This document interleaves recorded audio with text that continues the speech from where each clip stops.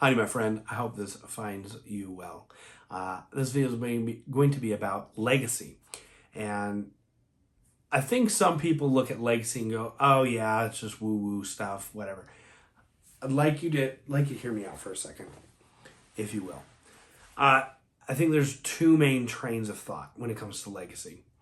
Legacy is as far as like the definition of it, or purpose of it. And number one, the primary one is it's what we leave behind, the legacy of what we leave behind for future generations, or how another version of that would be how I'm remembered when I'm gone, right? And if you can look back at it, like this concept of legacy is prevalent throughout culture and throughout history. I mean, just look at, I'm trying to blank on what it's called, the Day of the Dead, right? In Mexico, as an example, or in South America, I should say. And they literally remember people who have passed on. They're honoring the people that have passed on, and like specific people. There's a lot of historical significance to remembering what legacy is left behind. So it's important, not just in our culture. A lot of people use the word today. I think it's kind of become a buzzword, whereas it was just more of a way of life historically. Anyway, so that's the number one, I'd say, point of view is what you leave behind. It's what happens afterwards. How are you remembered? The impact you leave. And the second train of thought is a legacy is more about how you live out now. Not what you necessarily leave behind. Like that's a byproduct of how you live now. So it's not hey, I'm trying to achieve this end goal. So by the time I expire, I have everything set up so that it impacts people after I'm gone, and I have people who remember me after I'm gone, like building to that. Instead, the idea on this second train of thought is a legacy is how I live out now in order to build my legacy now. Like it's not about necessarily what I leave behind. It's about how I live it out now. Hopefully that makes sense. I find that the second one is really more, people who think that way are more faith driven, and they look at, okay, well, how am I supposed to live instead of what am I supposed to accomplish? And the folks that are looking at how am I supposed to live are the ones that actually, at the end of the day, actually leave a more impactful legacy. And this part's just my opinion, they leave a more impactful legacy because they're actually intentionally trying to live in a way that is serving as many people as possible. Whereas the first way, there are plenty of people that want to serve people that are trying to have this thing after they're gone be their legacy. But it's more about the afterwards, not about the here and now in the present. How do I serve people? Typically. The reason I'm bringing this up is one, it's really, truly, I would say it's in the top three things that I hear entrepreneurs say they want. The first one, they don't actually say it, it's just what I've found through behavior, is everyone wants to belong. They want to belong to a tribe. They want to belong to a group. They want to belong to a movement, whatever you want to call it. They want belonging. Nobody's saying that because they're not thinking about that. And it can sound a little weird, like, oh yeah, I just want to belong. But at the end of the day, that's what we all want. We all want people. So they want belonging. Number two is they want freedom to do what they want, when they want, with whom they want, without worry. That's the best definition of entrepreneurial freedom I've heard after listening to thousands of people tell me what they want. And the third I would say is legacy. They want a version of legacy like we just talked about, and that's what they want to accomplish. That's what everybody wants. So I bring it up for that this conversation for that reason. Also because the Mike Tyson Jake Paul fight, Logan Paul. I think that's his name. Anyway, maybe it's Jake Paul. I don't know. The other guy. That fight just happened, and post-fight, actually I don't know when it was recorded, but it was after the fight is when I saw it. It was a short interview on TikTok with, I don't know, she was probably like 13 or 14-year-old gal who has she interviews celebrities and stuff. and she was interviewing Mike Tyson, and she asked the question about like what legacy does he want to leave behind? Like, what does he want to be? How does he want to be remembered? And the answer took her back a little bit, because the answer he gave was basically like, yeah, legacy doesn't mean bleepity bleep, because like, who cares? He's like, I'm just passing through. We're all just passing through, and like, I'm just doing my thing until I expire, and then I'm just dead. And like, legacy doesn't matter. It's just a word that people have grabbed onto and hung onto, and it's a buzzword, and it sounds good, but at the end of the day, it doesn't mean anything. And that was interesting, because that was a side of this conversation of legacy I hadn't even considered, if I'm being perfectly honest. That legacy wasn't even real. So that's actually a third viewpoint of legacy. I'd say it's probably not the more common one, but I just found it very interesting. So as I was looking at, okay, I need to talk about legacy, because, looking at how can I serve entrepreneurs specifically, I'm like, well, the top 3 things they want: belonging, freedom, and legacy. Oh, here, Mike Tyson's talking about it. And that I learned something. That's a way people think. Okay. That's a new one. I hadn't thought of that one before. But so I bring that up because I want to have the conversation so we understand what we're talking about when we talk about legacy. And specifically, if you are, lost my train of thought there for a second.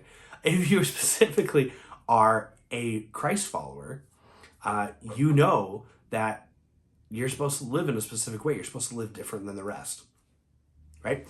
That is your legacy. Did you know that?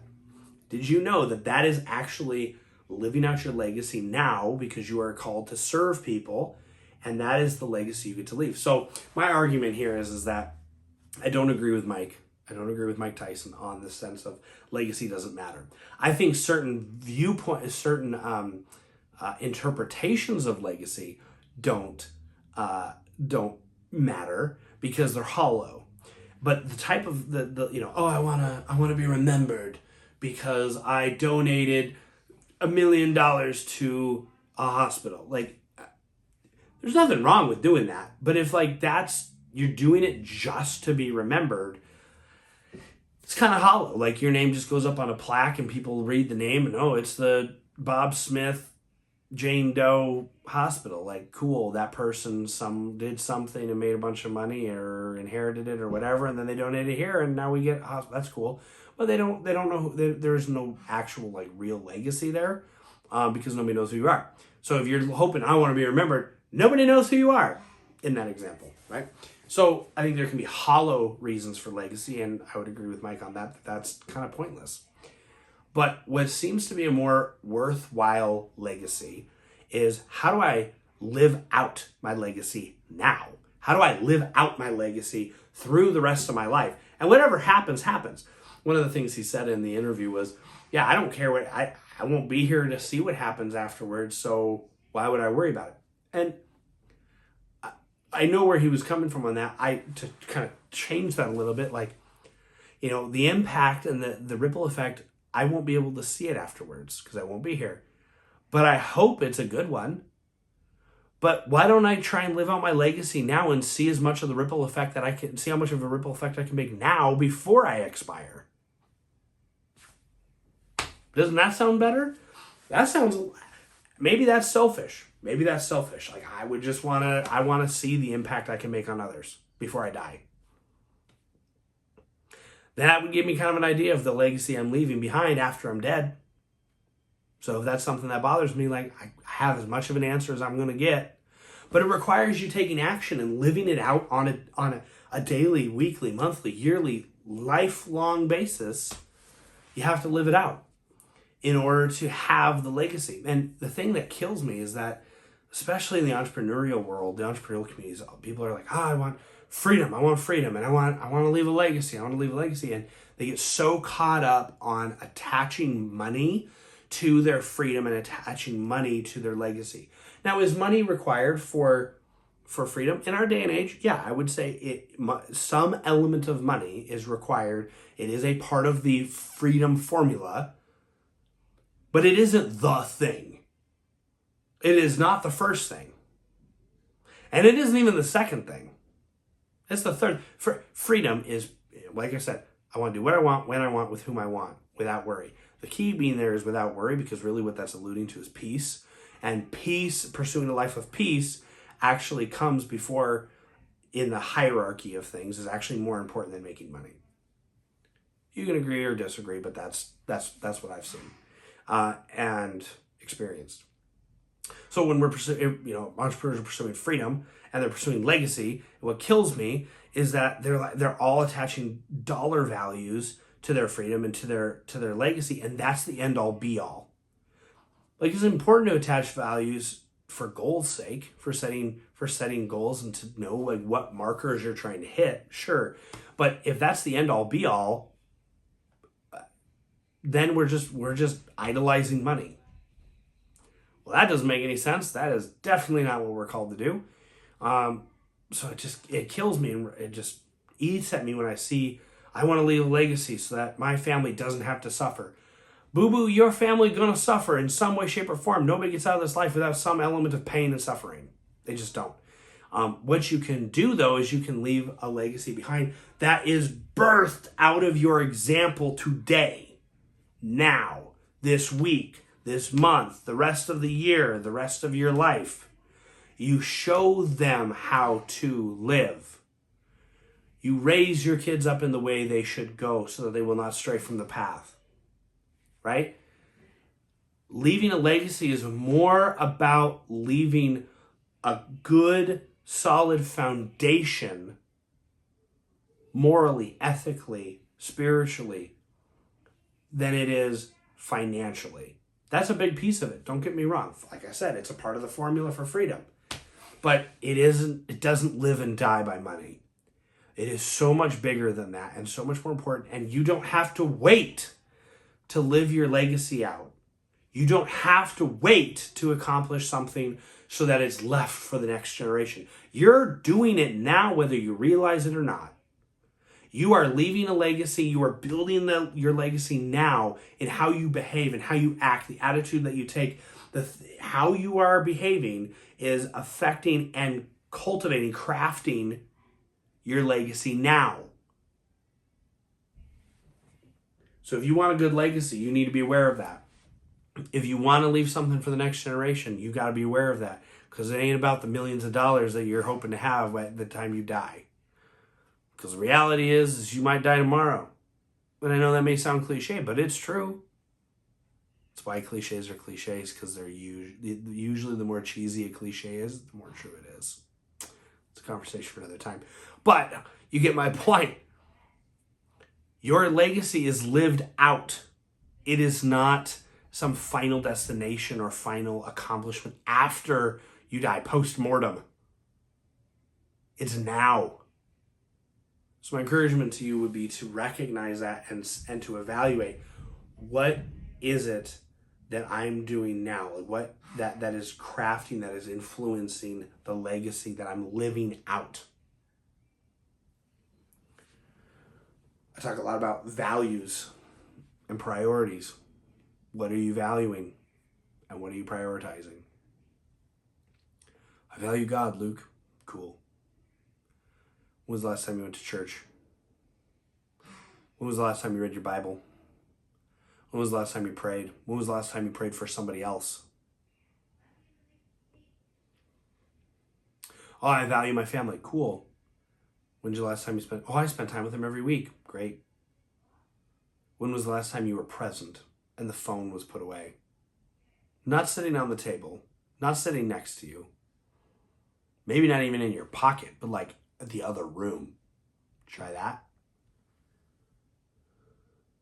Where you're able to take out work or business out of your brain and be present fully for them. To communicate, I love you and I'm here for you. And this is the most important thing in the moment. When was the last time you did that?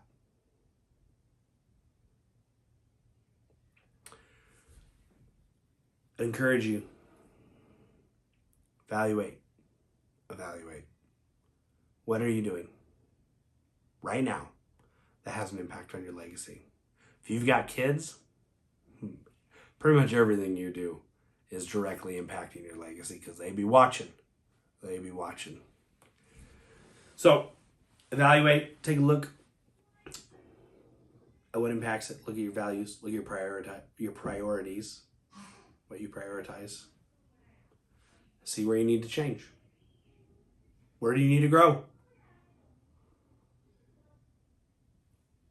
Then do it. Otherwise, saying that you want to live a legacy is just hollow words. Know that I love you. If you need help with this, I'm sure you'll see it. I'll talk more about it. But I built this tool called the Cipher. You can take it if you need help with your value, like seeing where you rank in your values and priorities. There's 8 core areas that it talks about, or I should say it evaluates on. Check it out.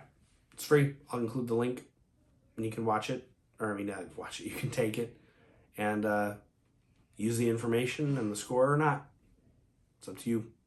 But that's my hope is that it's helpful. I hope this is valuable to you.